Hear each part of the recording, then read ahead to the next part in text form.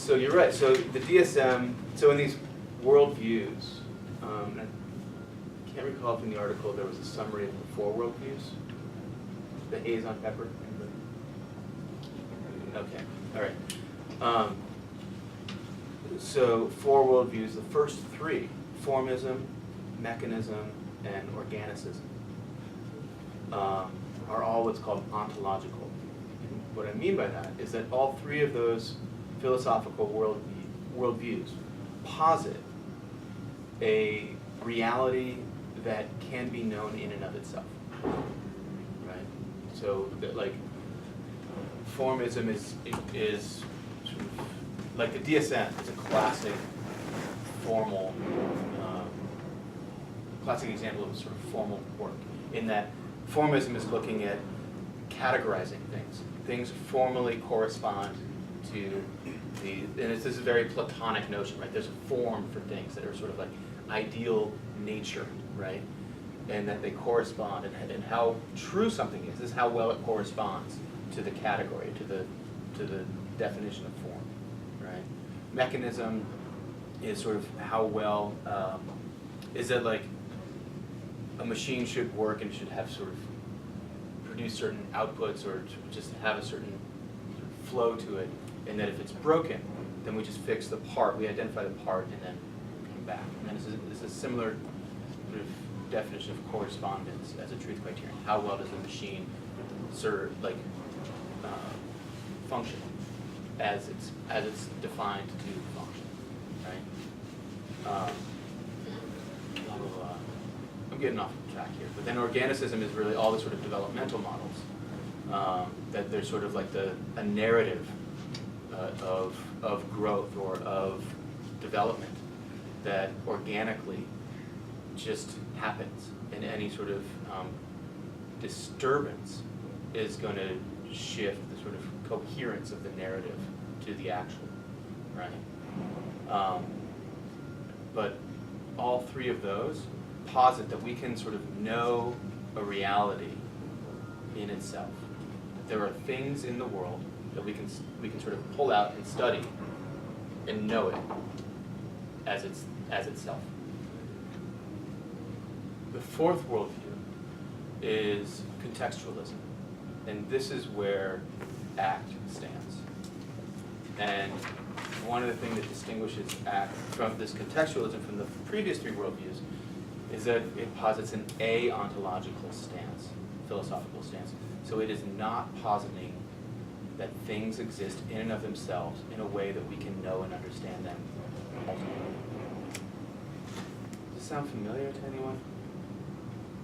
Yeah, I'm getting this parallel between the waves, the first, second, third, and fourth wave, that all those that you just named feel correlational to psychoanalysis, behaviors, and some transpersonal. Interesting. Yeah. So waves. Yeah. To me, I go to this place of no self and this notion of emptiness and pratyekya samappada, this sort of Buddhist perception of the world where things arise and fall away, and that there is no sort of essential nature to something that we can know in and of itself, but rather what we're looking at here is things in context, right? And the reason why this has sort of been the philosophy that's been adopted by this wing is that what are we seeking to do?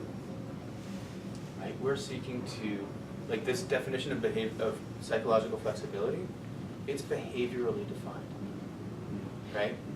Contacting the present moment is a behavior, right? Changing and persisting behaviors to serve valued ends, those are behaviors, right? So we cannot know a behavior without understanding its environment and sort of the antecedents and the consequences and the maintaining variables, right? So so that will tell us more about its function, right? So formally, if we study behaviors formally, it's like, then a cigar is a cigar is a cigar. When we study behaviors functionally, we have to look at the context and how is this behavior serving or not, right? Like, so I'm trying to think of an example here. I mean, it's just like, we could say that, you know, sharing feelings is a good thing. So I want people to share feelings, right? So formally, anytime somebody shares feelings, we're trying to reinforce it. However, functionally, it's like if I have a histrionic person who's sharing their feelings generously, without any space for feedback or reflection, and it's just this vomiting of feelings.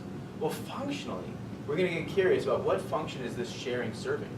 Because actually, we believe that sharing feelings is, in our society, typically something that's not done often, and so we want to reinforce it and shape it because it serves intimacy. But if somebody who's learned to share feelings as a means of avoiding this deeper anxiety, well, actually, having this person not share feelings is going to be a good thing, right? That's going to be something that we would want to shape if what this person is looking for is deeper connection.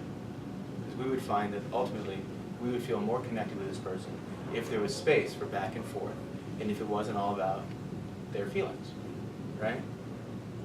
So we have to understand the contexts in which this is operating, and we can't say formally that anything is good or bad or, you know, should be reinforced or not, right? Does that make sense? So this is this weird place with this contextualistic worldview. Actually has some pretty deep implications about the nature of self, right? For like, with one of these trainings that I do, I start with questions.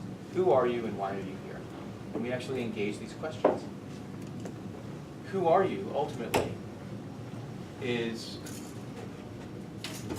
a question that, if it had one answer, we'd have found it by now, I think. There's been a lot of people sort of looking at this, right? But from this contextualistic standpoint, and from this ACT worldview, the nature of self is an interesting inquiry that we engage experientially with people. Not to arrive at an answer, but actually to explore this, what I would call this deeper mystery of self that belies any labeling that we can affix to a self. Right? Does that make sense? Like, Kristen, in 5 words, can you tell me who you are?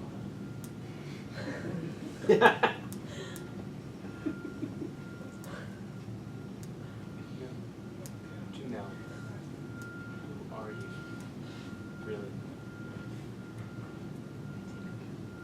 It might take a while. That's 5 words. That's good. What are people feeling as I'm about to go around the room asking you, who are you? Clenching. What showed up for you? My mind just like went blank. What? There's so much. I don't even know where to start. Yeah. What strikes me, based on what you're talking about, is like the only answer I can really give you is a description of my relationship to something. Like describe my relationships in a lot of different ways. Uh-huh. So like none of them actually Interesting. Yes. Yeah. Right. And how often do we get caught up in spinning our wheels with the I am such a, right? Yeah. And how rarely do we sit with that sort of, what I would call the mystery, that mind going blank, and that sense of like, nothing I can say about me is actually and truly me. Right?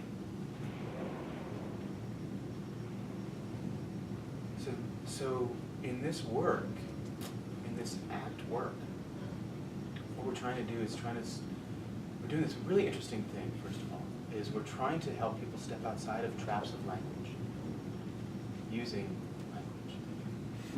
Right? It's this sort of paradox that we've got. These are the tools that we've got. We've got languaging behaviors. Right? These are the tools that we have available to us. And because these are the tools that we have available to us, this is why our theory corresponds to the levels of behaviors and languaging. So I cast those as two different things, but languaging is behavior. So that's a whole other track that I want to go down. But coming back to this sort of who are you? This sort of, it's not so helpful for us to formally define a self, but rather what is helpful can be to help people connect with an experience of self that is not mediated by the labels and the verbal sort of categories that we've created. Does that make sense?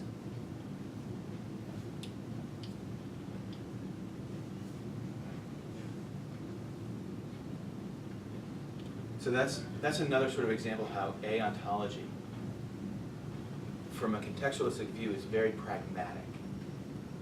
That it's not terribly helpful for us to try to sort of get bogged down into discursive arguments of the self. And yet, experientially, this self can be,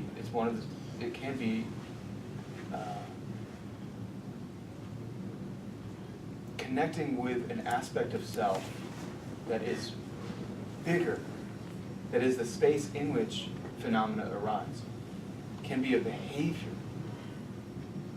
process that is very helpful in unhooking from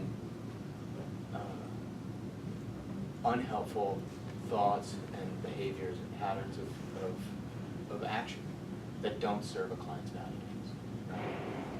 This is the word prisons things. So like, I can't, I shouldn't, I won't, only if. Right? Helping people step out of those kinds of word prisons into an experience of self that is much bigger. It can be incredibly pragmatic. And then the why are you here? Right? Another big question. Why are we here? Right?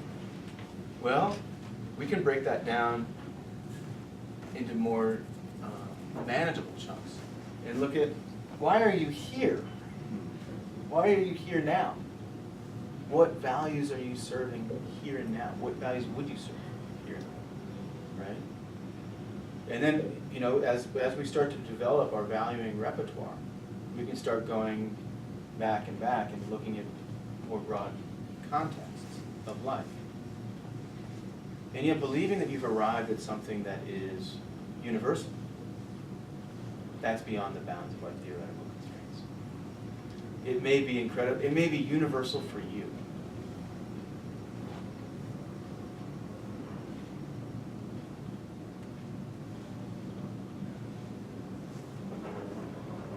So final point here is that sort of track that I was going down earlier.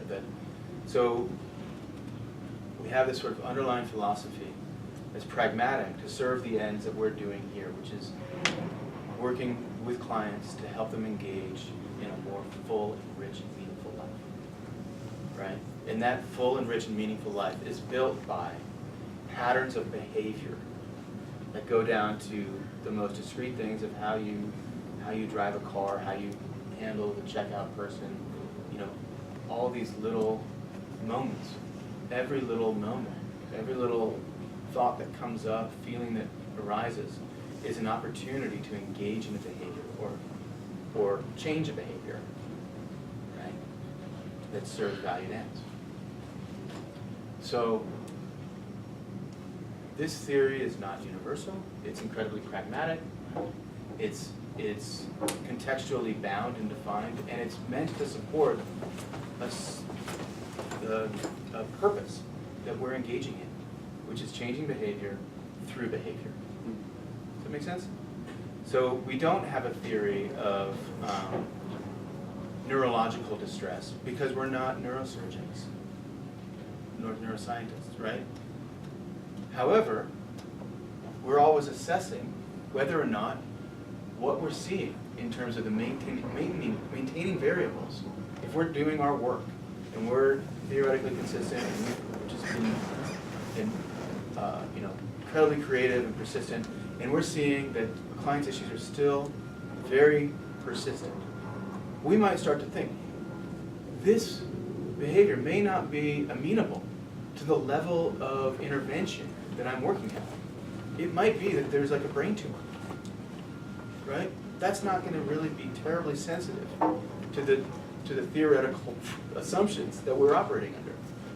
But we need to, so does that make sense that we're operating in this context of trying to change behavior through behavior? And if it's really not working, we're assessing, are there other levels of maintaining variables that need to be addressed in order to create shifts and change here?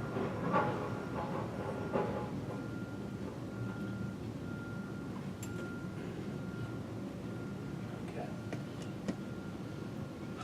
So we haven't really touched on ACT so much, but this is the way that I was trained in ACT after sort of getting a 2-day introduction, and then I dived into 24 weeks of theoretical orientation, and I found it to be helpful. And so this is one way that I know how to sort of bring people who aren't trained behavior analysts like me into this world, because where we're starting from is actually quite important in maintaining fidelity, maintaining a consistent stance that doesn't confuse clients by giving them mixed messages one week over the next. So next week, we will either do the matrix or we'll touch on the 6 processes actually, and then we'll go into the matrix. Any questions, comments?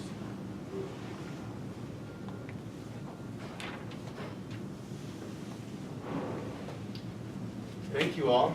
Thank you.